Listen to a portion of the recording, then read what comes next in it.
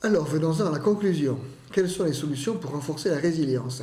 D'abord, il faut bien savoir, je pense l'avoir expliqué, je réinsiste là-dessus, la prise en charge de l'épidémie en général est une prise en charge qui est multifactorielle. Et pour renforcer la résilience, il faut redonner confiance à la population, parce que nous avons vu que la confiance des Français dans la science, dans la médecine ou dans la politique, les politiciens, avait été fortement ébranlée. Pour pouvoir rendre confiance à la population, il faut d'abord reconnaître ses erreurs. Malheureusement, les politiciens ne reconnaissent jamais leurs erreurs. Les politiciens ont toujours raison. Ils vont toujours trouver une raison pour justifier les actions qu'ils ont menées. Si l'action a réussi, c'est parce qu'ils ont pris. Si la situation s'améliore, c'est parce qu'ils ont pris la bonne décision. Si la situation ne s'améliore pas, c'est parce que la bonne décision n'a pas été suffisamment appliquée et que certains Français n'ont pas suivi les directives, masques, ou qu'il n'y a pas assez de vaccinés, que sais-je. Donc, les politiques ont toujours raison. Ça a plusieurs inconvénients. Le premier inconvénient, c'est qu'on ne peut pas demander à ces gens qui nous ont mis dans la difficulté de nous sortir de la difficulté en appliquant les mêmes solutions. D'autre part, ces personnes qui nous ont mis dans la difficulté n'accepteront jamais de se remettre en cause pour pouvoir nous sortir de la difficulté. Donc, une personne qui nous a mis dans la difficulté ne peut pas, actuellement, il faudrait une supériorité intellectuelle, je peux dire, extraordinaire, ou une abnégation extraordinaire pour reconnaître ses erreurs et changer de politique. Non, c'est pas ce qui se passe. Les personnes qui nous ont mis dans la difficulté maintiennent les mêmes solutions et on ne peut pas attendre de ces mêmes solutions qu'elles nous sortent de la difficulté. Nous avons vu aussi que pour renforcer la confiance et puis pour une prise en charge multifactorielle, il ne fallait pas se terrer mais combattre. Il fallait respecter la liberté des gens, il fallait respecter leur liberté, leur propriété, il fallait respecter leur personnalité, il fallait respecter leur libre choix, ne pas être traités comme des objets et faire en sorte, de façon à faire en sorte que leur personnalité reste solide et puisse encaisser les chocs psychologiques, des angoisses et les images et les angoisses transportées par une épidémie, dans le cas qui nous concerne. Enfin, dans l'épidémie, il ne faut évidemment jamais quitter la médecine. Il ne faut pas que la politique s'empare de la gestion d'une épidémie. Il faut laisser les médecins travailler. D'abord, il faut laisser remettre les médecins généralistes au cœur du système. Il faut diagnostiquer la pathologie, mais la diagnostiquer de manière avérée, c'est-à-dire ne pas se contenter forcément d'un test positif. Il faut diagnostiquer la pathologie, il faut traiter précocement, il faut isoler les malades, mais que les malades, il faut rompre la chaîne de contamination. Dans une pathologie, dans une épidémie comme celle que nous avons vécue et que nous vivons encore aujourd'hui, ce qui est important, c'est de soigner d'abord. Soignez d'abord, quand quelqu'un vient vous voir son médecin parce qu'il est en souffrance, le médecin va le soigner. Il ne va pas se poser des questions de savoir s'il fait de la recherche avec lui ou s'il fait des études en double aveugle entre placebo pour savoir si un tel médicament serait efficace avec un résultat dans les 6 mois dans l'année qui vient. Non. Le médecin va le soigner. Il va regarder l'effet, le résultat de sa prise en charge. Il va discuter avec ses confrères de résultats de prise en charge différentes. Une ligne de conduite va sortir. C'est ce qu'on appelle l'observationnel. Et cette ligne de conduite va être bénéfique à la personne. Donc, il faut soigner d'abord. Ça, c'est la première ligne. La deuxième ligne, c'est qu'il faut lui redonner des marges de manœuvre. C'est-à-dire que nous avons vu, les services hospitaliers, il n'y avait pas de marge de manœuvre. Les lits hospitaliers sont pleins en permanence, donc il n'y a pas de marge de manœuvre.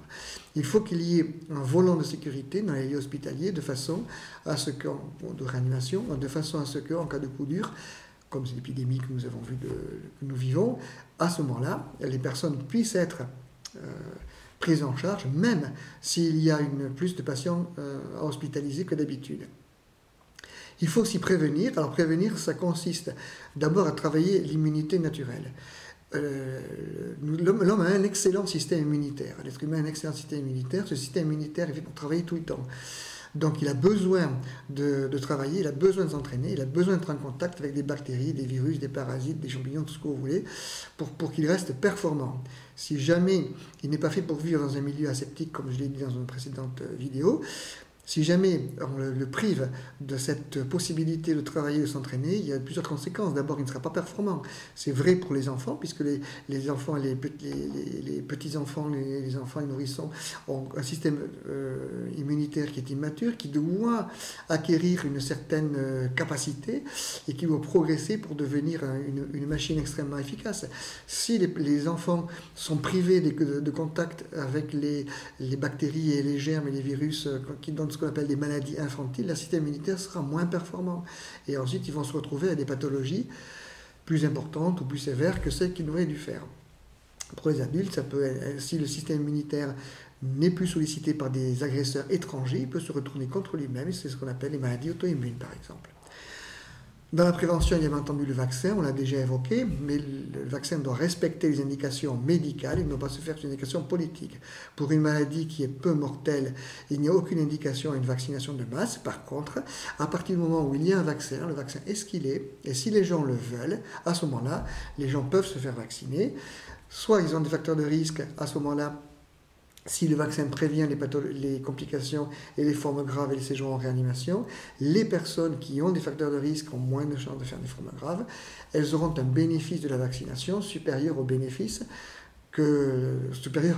inconvénients liés à la maladie. Par contre, les personnes qui n'ont aucun risque parce que ça existe, il y a des personnes qui n'ont aucun risque de complications de la pathologie. Si le vaccin prévient des formes graves, ça n'a aucun intérêt pour eux puisqu'ils ne feront pas de formes graves.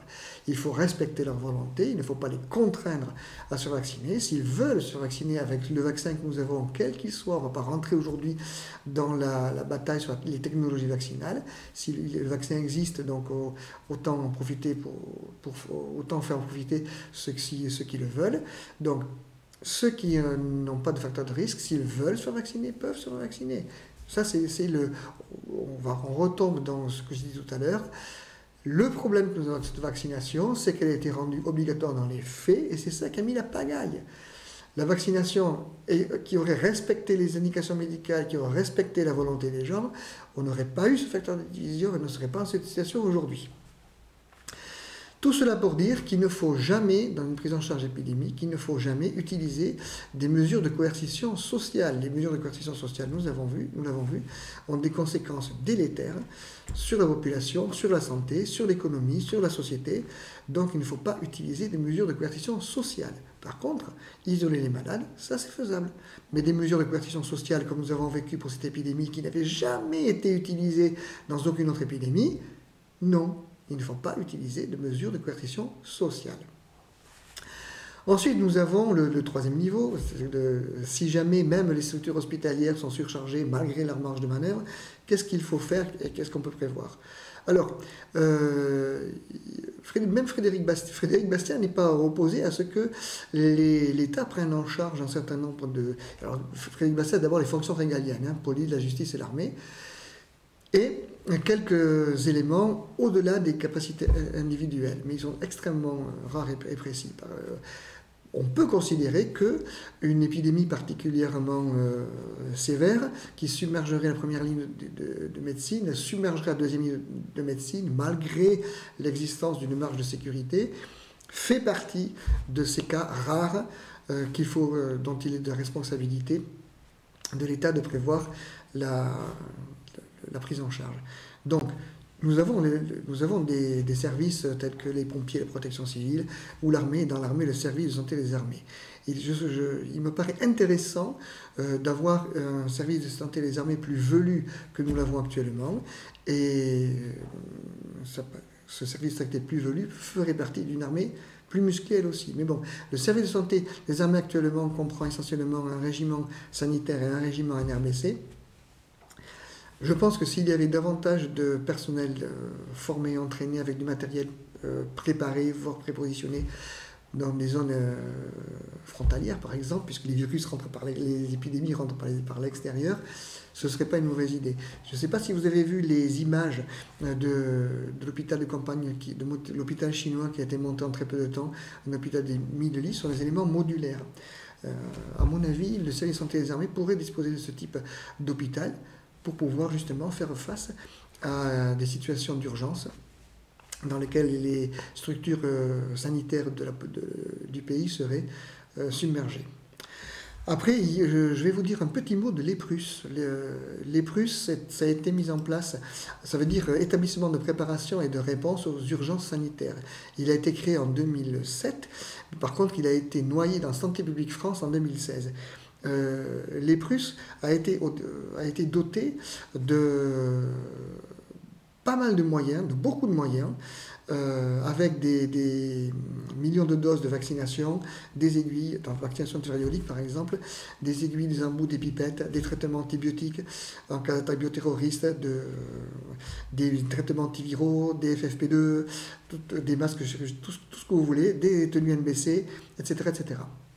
Donc en 2007, la France était particulièrement équipée, et en 2015, la France était encore particulièrement équipée, avec une réserve matérielle, une réserve sanitaire qui était importante et qui permettait de faire face et d'encaisser des chocs épidémiques. Malheureusement, tout cet acquis a été dilapidé pour des raisons X ou Y, même pendant le début de l'épidémie, une partie du stock de masques a été détruite. Alors que, pour revenir à il faut combattre, on aurait pu très bien dire aux gens, bon, vous n'avez pas de masque, d'accord, lavez-vous les mains, sur Marseille ça marche très bien, mettez des foulards, c'est déjà pas si mal. Ça, c'est une attitude de combat. Alors, ça n'a pas forcément l'effet protecteur d'un masque sanitaire, mais c'est mieux que d'un masque chirurgical, mais c'est mieux que rien. Ça, c'est une attitude, battez-vous, planquez-vous, restez chez vous, c'est pas une attitude de combat.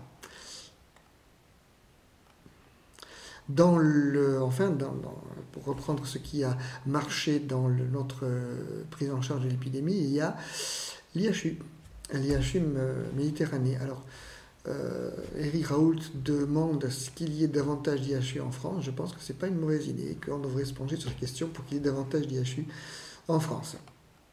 Alors, quelle conclusion pourrait-on en tirer? Frédéric Bastiat dirait qu'il faut rechercher l'harmonie sociale. L'harmonie sociale, la société harmonieuse, harmonique, ce n'est pas le règne de l'unanimité, ce n'est pas non plus la loi de la majorité, ce n'est pas non plus l'uniformité. L'harmonie, c'est lié à l'échange libre entre les personnes, et c'est cela qui crée l'harmonie. Alors, notre système de soins a été submergé, nous l'avons vu, notre société a été une société éclatée, alors elle était déjà pas mal fissurée, mais disons la Covid n'a pas arrangé les choses. Tout ça, ça traduit le manque de résilience. Les mesures de coercition sociale ont complètement changé notre façon de vivre et nos projets et nos espérances. Le manque de résilience a été lié au fait que la prise en charge n'a pas été sanitaire, mais a été politique. L'homme est un animal social. En instillant la peur et la méfiance envers les autres, l'État a détruit les fondements de la société qui sont cette confiance et cette espérance, cette confiance avec autrui qui permet d'échanger librement et ainsi d'arriver à une société où chacun en retire plus. Il ne faut pas croire que les hommes peuvent, quand ils ont choisi de vivre en société, ont choisi de renoncer à une partie de leur liberté. Non, ils ont renoncé à aucune de leur liberté. Ils sont vécus en société parce qu'ils s'en trouvaient mieux et que la société leur a donné beaucoup d'avantages par rapport à leur vie solitaire. D'abord, les échanges de services font que chacun peut bénéficier de l'expérience du voisin, des talents du voisin, etc., etc., et que dans une société harmonieuse, il y a plus, parce que l'homme est créateur, et il y a plus à partager. Ce n'est pas un jeu à somme nulle, il y a toujours plus dans une société harmonique. Cette société harmonique, qui repose sur la confiance, est évidemment à atteindre. Elle n'est pas vraiment la société française actuellement, puisque la société française est une société de défiance, et cette défiance a été majorée par la crise sanitaire que nous venons de vivre. Donc il faut retrouver le sens des valeurs, il faut retrouver le sens de l'éthique, le sens des principes, il faut abandonner, nous l'avons vu, toutes ces mesures qui ne respectent pas la liberté des gens, il faut redonner la liberté aux gens, il faut leur redonner la responsabilité de leur vie, il faut les laisser choisir, il faut les laisser échanger librement les services, tout en respectant bien évidemment les droits naturels, c'est-à-dire d'autrui, qui sont la liberté, la propriété et la personnalité. Ça, c'est la base pour une société, pour retrouver une société harmonique. Je vais vous citer là une phrase de Frédéric Bastiat, qui est extraite de À la jeunesse française, extraite des harmonies économiques. Il écrit: tous les intérêts légitimes sont harmoniques. Tous ceux qui adopteront ce point de départ, les intérêts sont harmoniques, seront aussi d'accord sur la solution pratique du problème social. S'abstenir de les contrarier, de les déplacer les intérêts. Il ne faut pas étendre artificiellement la solidarité de manière à détruire la responsabilité. En d'autres termes, il faut respecter la liberté. Sur cette parole et cette citation, il faut respecter la liberté, il faut respecter les principes dans la gestion des crises sanitaires, il faut respecter les principes en ce qui concerne les êtres humains. Chaque être humain est une personne. La liberté, la propriété et la personnalité sont les éléments essentiels d'une société humaine harmonique. Et c'est sur ces paroles-là que je vais vous laisser. À bientôt.